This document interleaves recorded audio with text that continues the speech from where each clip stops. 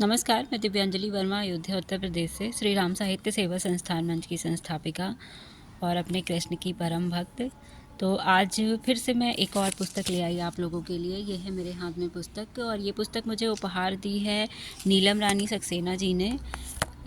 और नीलम जी बहुत ही बढ़िया लिखती हैं। साहित्य के क्षेत्र में उन्होंने बहुत जल्दी तरक्की प्राप्त की है और मैं तो कहना चाहूँगी वो केवल लेखन में ही बहुत अच्छी नहीं है, इसके साथ साथ गायन, वाचन और साथ ही साहित्य की जो अन्य विधाएं हैं, अन्य जो साहित्य के गुण हैं, उसमें भी वो एकदम परिपक्व हैं। मैं आपसे बताऊं, मैंने कई बार उनकी एकल काव्य पाठ और काव्य पाठ करते हुए उनका कार्यक्रम देखा है, तो ऐसा लगता है जैसे कोई जो वो होते हैं आकाशवाणी में जो न्यूज़ बताते हैं या जो इस तरह का कार्यक्रम करते हैं, तो उनका बोलने का तरीका भी बिल्कुल वैसा ही है। बहुत ही ज़्यादा सुंदर और उनकी रचनाएं इतनी ज़्यादा सुंदर और आकर्षक रहती हैं। उनके द्वारा लिखे गए भजन, मैं तो एकदम बस उनकी बहुत बड़ी फ़ैन हूँ, यही समझ सकते हैं। तो उन्होंने मुझे अपनी ये पुस्तक भेंट की है। इस पुस्तक का नाम है सजल कलश छलके और पीछे उनका परिचय भी दिया हुआ है।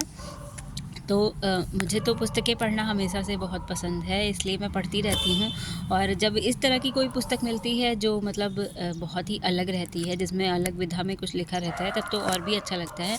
मैं खुद भी एक साहित्यकार हूँ, तो मुझे पता है कि साहित्य में क्या चीज़, मतलब जो लिखा जाता है उसमें क्या रस रहता है, रचनाओं में क्या आकर्षण, क्या रस रहता है।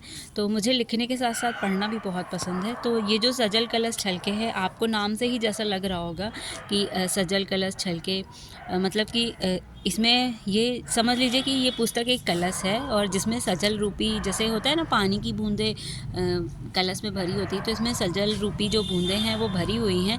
और जब हम इसको खोलते हैं तो वो हमारे ऊपर छलकने लगती हैं, मतलब पाठकों के ऊपर वो छलकने लगती हैं और एक एक रचना पढ़ के इतना ज़्यादा अच्छा लगता है, इतना सुकून मिलता है।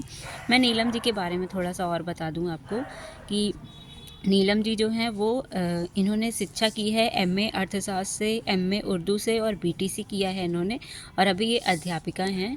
और इनके पति का नाम है श्री दीप कमल जौहरी। और ये कौन कौन सी विधा में लिखती हैं, ये गद्य और पद्य लिखती हैं, कहानी, कविता, दोहा, सजल, गज़ल, संस्मरण, लेख, शायरी, छंद, ये सब कुछ लिखती हैं। और इनकी जो पुस्तक प्रकाशित हुई है, ये पहली पुस्तक ही इनकी प्रकाशित हुई है, सजल कलश छलके। और इसके अलावा साझा संकलन तो बहुत ही सारे हैं। मुझे लगता है कि इसमें एक हमारी संस्था नारी तो नारायणी मंच अयोध्या द्वारा भी और श्री राम साहित्य सेवा संस्थान द्वारा भी जो पुस्तिका, ई पत्रिका और पुस्तक प्रकाशित हुई है, इसमें भी इन्होंने अपनी रचना दी है। इसके अलावा भी बहुत सारी पुस्तकें प्रकाशित हुई हैं और आकाशवाणी रामपुर से इनके लेख और कहानियों का प्रसारण भी होता रहता है। ये तो खुद आकाशवाणी कलाकार की तरह लगती हैं, तो ये तो ज़रूरी है कि उनकी रचनाएं और लेख प्रकाशित हों। तो जो है ये उनका छोटा सा परिचय है और ये रामपुर उत्तर प्रदेश की रहने वाली हैं। तो मैं आपको बताऊं, जो इनकी ये पुस्तक है सजल कलश छलके, इसमें सजल जो एक विधा है, जैसे गज़ल लिखी जाती है तो गज़ल में किसी प्रेमी के द्वारा अपनी प्रेमिका का वर्णन किया जाता है, उसकी सुंदरता का वर्णन किया जाता है। तो ऐसे ही ये सजल भी है। सजल में लेकिन इस तरह वर्णन नहीं किया जाता है, सजल में उर्दू के शब्दों का प्रयोग नहीं किया जाता है और इसमें हिंदी के शब्दों का प्रयोग करते हैं और ये काफ़ी सरल है। कह सकते हैं कि मतलब जिनको अगर उर्दू का ज्ञान नहीं है, केवल हिंदी का ज्ञान है, वो अगर इसे पढ़े तो वो समझ सकते हैं। यहाँ पे पुस्तक में 112 नंबर पेज पे सजल के मानक, सजल कैसे लिखनी चाहिए, कैसे लिखी जाती है, क्या क्या चीज़ें उसमें होनी चाहिए, क्या नहीं होनी चाहिए, उसके बारे में भी इन्होंने लिखा है। तो अगर किसी को सीखना हो सजल विधा में लिखना, तो वो इस पुस्तक से सीख सकता है। और मैं एक ख़ास बात बताऊं कि है तो ये सजल, पर इसमें हर तरह की रचनाओं का समावेश है। मतलब कि अगर आप उसे पढ़ें तो अगर जैसे कोई ये कहे कि मुझे केवल अध्यात्म में रुचि है, तो उसे आध्यात्मिक रचनाओं का भी मिल जाएगा। अगर कोई कहे उसे भक्ति में, भगवान में रुचि है, तो उसे भगवान की रचनाएं, प्रेरणा, स्तुति करती या फिर वंदना करती, ये सब रचनाएं मिल जाएंगी। अगर किसी को प्यार, इश्क, मोहब्बत या अपने मतलब प्रियतम, प्रेमी, पति, पत्नी, किसी के लिए भी रचना देखनी है तो वो भी मिल जाएगी। केवल इतना ही नहीं, इसमें देशभक्ति की रचनाएं भी हैं, इसमें राष्ट्रभक्ति की रचनाएं भी हैं, इसमें कुछ रचनाएं तो जीवन दर्शन से जुड़ी हुई हैं, कुछ रचनाएं आध्यात्म से जुड़ी हैं। जैसे मैं कुछ लाइनें आपको बताती हूँ। मैंने जब पढ़ी थी तो मुझे कुछ लाइनें बहुत ज़्यादा अच्छी लगी। जैसे एक रचना है देशभक्ति की, कि प्यार का दीपक जलाओ, इल्तिजा है आपसे, कि प्यार का दीपक जलाओ, इल्तिजा है आपसे, देश को आगे बढ़ाओ, बस यही है लाजमी।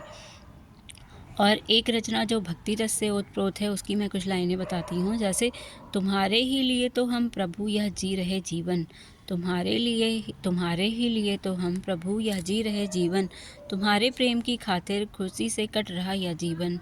और ऐसे ही एक रचना है, वो जीवन की सच्चाई से भरी है कि हम बताएं आपको क्या हो रहा है आदमी, हम बताएं आपको क्या हो रहा है आदमी, ढोंग की माला यहाँ पे पो रहा है आदमी। तो इस तरह की छोटी छोटी रचनाएं हैं। मतलब कि कहते हैं ना कि जो चीज़ें हम पूरा एक पेज लिख के या एक किताब लिख के जो चीज़ें हम समझा सकते हैं, उसी को इन्होंने केवल 2 लाइन में समझा दिया है।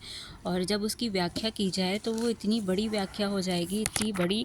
और कहते हैं कि गागर में सागर भर देना, कुछ इस तरह की रचनाएं हैं इस पुस्तक में। मुझे जो एक रचना सबसे ज़्यादा अच्छी लगी, मतलब पुस्तक खोलते ही जैसे कहते हैं ना कि आप पुस्तक खोलो और अचानक से जो पेज सामने आ जाए और उस पर अगर कोई रचना लिखी हो वो आपके दिल को छू जाए, ऐसा कभी कभी चमत्कार हो जाता है। मेरे साथ इस पुस्तक के साथ भी ऐसा ही चमत्कार हुआ। मैंने इस पुस्तक को जैसे हाथ में लेके खोला और जो सबसे पहली रचना मेरे सामने आई थी वो मुझे बहुत ज़्यादा अच्छी लगी, मेरे दिल को छू गई। वही मैं आपको सुनाती हूँ कि कमल की धार है आरी, कमल है सभी पर भारी, कलम की धार है आरी, कलम है सभी पर भारी, अंतस पीड़ा को सहकर हंसे फिर भी देखो नारी। कलम तो मुस्कुराती है, कटाक्ष करती जाती है, प्रशासन को सुधारने की करती है यह तैयारी। कलम तूफान भी लाती, कलम हलचल भी मचाती, कलम तूफान भी लाती, कलम हलचल भी मचाती, कलम की आवाज़ को जानो, करो क्रांति की तैयारी। सभी को राह दिखलाती, बुरा भला है बतलाती, सभी को राह दिखलाती, बुरा भला बतलाती, सपनों को पूरा करती, रखती है ताकत सारी, शब्दों में भाव जगाती, जगाकर मान है पाती, जगत में हलचल मचाती है यह जलती चिंगारी।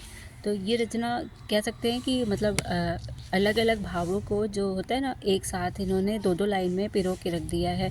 अगर हम इस पे बहुत सारी पुस्तकें भी पढ़ें तो मुझे लगता है कि हर लाइन पे एक अलग पुस्तक अपनी बन सकती है। हर लाइन पे और हर इसका भाव है वो एक अलग पुस्तक बना सकता है, या कहे तो लेख, कहानी, कुछ भी।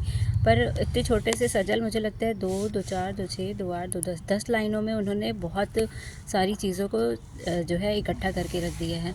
तो उनका जो ये गुण भी है, ये बहुत ही मतलब कि कहते हैं ना कि सरस्वती माता की विशेष कृपा है इनके ऊपर, जो इन्होंने ऐसा गुण पाया है और इतनी सारी बातों को इतने कम शब्दों में लिख के रख दिया है। तो जिन लोगों को आजकल तो सजल हर कोई लिख रहा है, पर कुछ जो नए साहित्यकार हैं उन्हें नहीं पता है सजल कैसे लिखते हैं, क्या होता है, तो वो इस पुस्तक को मंगा के और इसे पढ़ के सजल लिखना सीख सकते हैं। इसमें सजल 101 सजल रचनाएं हैं वो देखकर भी सीख सकते हैं, और साथ में इसमें सजल लिखने के जो तरीके हैं, मानक हैं, वो भी दिए हैं, उससे भी सीख सकते हैं।